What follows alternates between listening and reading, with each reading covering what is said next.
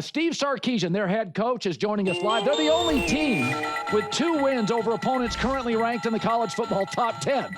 So that matters to me. And Urban Meyer said this: if we punish you for Ohio State, which, by the way, you lost closer to Steve Sarkisian joining us, you lost closer. In fact, I'll play this. Here was Urban a bit ago telling us why Texas should be in. Let's play the tape. I think Texas deserves to be in the playoff, and I would not penalize that loss against Ohio State. You can't do that. You can't, or you're getting ready to see Old Dominion's going to become a favorite of all these big teams playing, or teams like that, because they need, no one cares. No one's saying a word about Indiana's non-conference schedule. No one. Yet Texas made a decision to get on a plane and go play the number 1 team in the country or number 2 team in the country on the road. And they got beat in a tough game. And now there's a chance because of that, because if they didn't play that game, we wouldn't be having this conversation. Yeah, and I also have, Sark, thanks for joining us. I've also said this. I'm more willing to give an SEC team a loss that's perceived as ugly. And on Florida, by the way, when you lost, was better than they are at the end of the season. But what would you say to people, Sark, that go, Steve, Georgia and Ohio State are fine, but that Florida game, what would you say to the critics? Well, I'd say this, at the end of the day, in this conference, it's not about getting up for 2 games a year. It's week in and week out, and the grind of this conference. And to go play your SEC opener in the swamp against Florida, not an easy task in that environment against that team with the quality of players that they had. And I understand, hey, years can go the way that they go.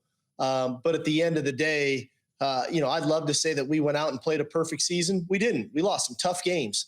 But so did a lot of other people. I think the difference is we won some really big games. We played 5, top 10 teams in the country. Out of our 12 regular season games, 5 of them were against top 10 ranked teams in the country. 3 of those were wins, 2 of those of which are ranked in the current top 10, and the other one, Vanderbilt, is just outside the top 10. We finished the season after that Florida game 6-1. And of those 6 wins, 4 of them were against top 10 ranked teams. We went 3-1 in those 4 games. We capped it off with a double-digit win against the number 3 team, undefeated Texas A&M team in the country. So all in all, we're proud of what we did. I think we're more than deserving of being in this playoff, because I think ultimately is this, Colin. If we're going to get into looking at records, which is what the AP poll does, the AP poll, the reporters, they can't watch every game. All right, did they win? Did they lose? What was the score? All right, they were favored by 28. They won by 31. All right, they rank by records, and that's clear. But my understanding of the committee is how do you play against the good teams? How do you play against the common opponents? How do you play against, because when you go into the playoffs, nobody's going to be favored by 28 points. Right? These games are all, they're going to be tight ball games. How do you play against the good teams? And if you only had 1, 2, or 3 shots against the good teams and you didn't win, you didn't win. To me, that's part of your resume. We had 5 opportunities, and that's 2 more than any other team in the country. And we won 3 of them, which is the best since 2019 when Joe Burrow and LSU beat 3 teams that were ranked in the top 10 during the regular season. So it's a pretty monumental and historic run that we had to get on. And don't get me wrong, I wish we went undefeated too. But there was a tall task with a new team. We fought our tails off. We fought our tails off in Columbus, Ohio. We fought our tails off in Athens, Georgia. And we fought our tails off in Gainesville, Florida. 3 of the probably most difficult places to play in the country. And at the end of the day, we're 9-3. We're 6-2 in the Southeastern Conference. We've beaten 3 top 10 ranked teams, 2 of which are current top 10 ranked teams, 1 of which was undefeated up until last week. So I'm very proud of what we've accomplished, and unequivocally, I think we should be in the playoffs. I'm actually kind of shocked we're actually having a discussion about this. But again, there's 2 teams ranked in front of us that we just beat. One we just beat this last month. And so I'm a little concerned about what the committee's looking at. And to your point, if we're just going to look at records, I got to reevaluate our future schedules, because I have to do what's in the best interest of the University of Texas. If we're going to look at records, I got to make sure I'm putting us in position to have the best record possible at the end of the season, as opposed to playing really good teams and then looking at the total body of work. The other thing, I said this earlier, I watched Miami play Pitt up north in bad weather and beat the you-know-what out of them. And I'm like, well, they beat Notre Dame head-to-head, and I just watched them hammer a solid Pitt team. So now I have a different opinion this morning. They had 4 common opponents. Miami beat 3 of them worse. They have a better defense. So I look at Arch Manning. So because Texas is so high profile, all your games get talked about, especially the big games. People aren't paying attention to Arch's last 5 games where he's got 16 touchdowns, 2 picks, 310 a game. So you're not the same offense. Also, you introduce 4 new offensive linemen. Well, now they've got all these games under their belt. So if this Texas team played the early Texas team, you would win. Let's talk Arch Manning. You're a different offense today than when I watched you in August. Are you not? No question about it. I mean, just his level of maturity, his growth. No college football player has been under more scrutiny, been under a bigger microscope, been more scrutinized, been more criticized. And this guy has handled it like an absolute pro. And all he did is continue to work and get better and better and better.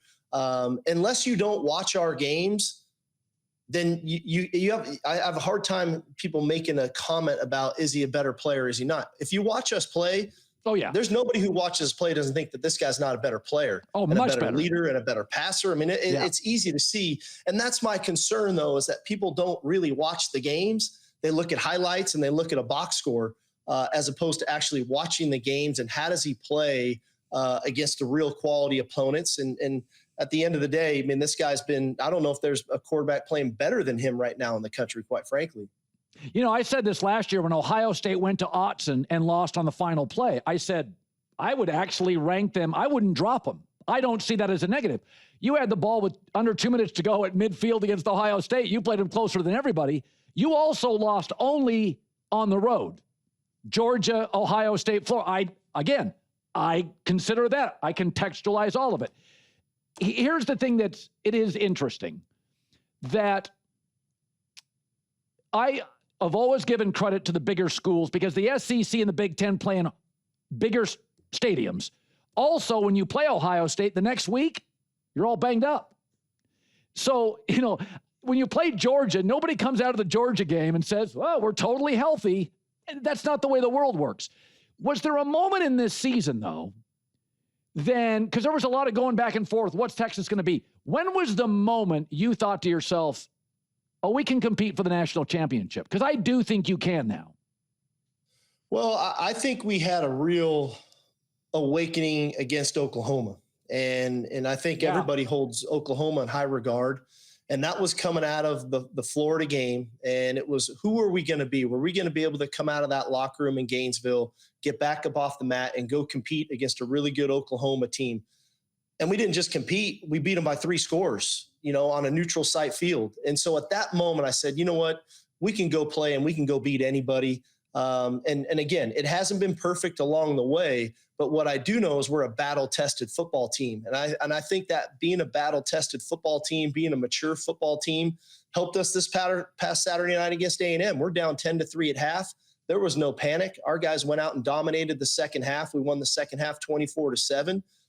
We ran the football. We played great defense. You know, it's being a complete football team, and it's having the ability to be at your best when your best is needed against the quality opponents. I'm not talking about, hey, how do you play when you're favored by 28 points? How do you play against the really good teams? Because there's really good teams in the playoffs, and we know that firsthand because we've been to the semifinals the last 2 years. We've been a play away from playing for a national championship, and you need to be at your best when your best is needed against the best teams. Yeah, I honestly believe you match up with Ohio State really well because you have high-end quarterback play, you can run the ball, and you put pressure on their young quarterback. So it's interesting to watch that game now that Ohio State's season has, we've seen all of it now. You matched up with them really well and didn't play particularly well there. Okay, I got to leave you on this. We both know Lane Kiffin. I think college football has a calendar issue. I don't know what coaches are supposed to do. Like, you know, you have to go out and not only is it hiring a coach, you got to get the best staff. So I feel some sympathy for Ole Miss, but I also feel bad for the coaches who have to leave players. What did you make of that whole drama? Well, I think to your point, we do have a timing issue, and it's not just The coaching carousel is part of it. Like the SEC just hired 5 new coaches yesterday. And obviously we've got National Signing Day here coming up on Wednesday. And so there's a reason everyone's hiring their coaches this week, and they're trying to close on their recruiting classes. We tried to fix that moving up the signing day to help because of the portal, but now we pushed the portal back till January, but then we never adjusted the high school signing date back to mid-December. And so everybody was in a scramble. Everybody was in a race. People got put in some compromising situations of what to do, how to do, when to do. And Lane had to make a decision. He made the decision to go to LSU. They had a great run at Ole Miss, and they had a very good football team. They took advantage of their schedule, and they won the games that, for the most part, that they were supposed to. And he made a decision to go to LSU, and now Ole Miss has got an opportunity to go do what they want to do. I think that the part that I want for our sport is, let's not make him out to be the villain. Let's not make, Ole Miss and their AD out to be the villain. It is what it is. Let's all move on. Yeah. All right. Good luck to you. Congrats on that win. Really, really Thanks, impressive. Colin. It was great. Plus, I watched the Oklahoma game. That was impressive, too. Thanks, Sark. Appreciate you, buddy. Hook 'em. See ya. All right. Hey, thanks for watching. If you enjoy that clip, make sure you click subscribe somewhere down here. From game highlights to exclusive interviews and rankings, we've got everything you need as a college football fan right here, College Football on Fox.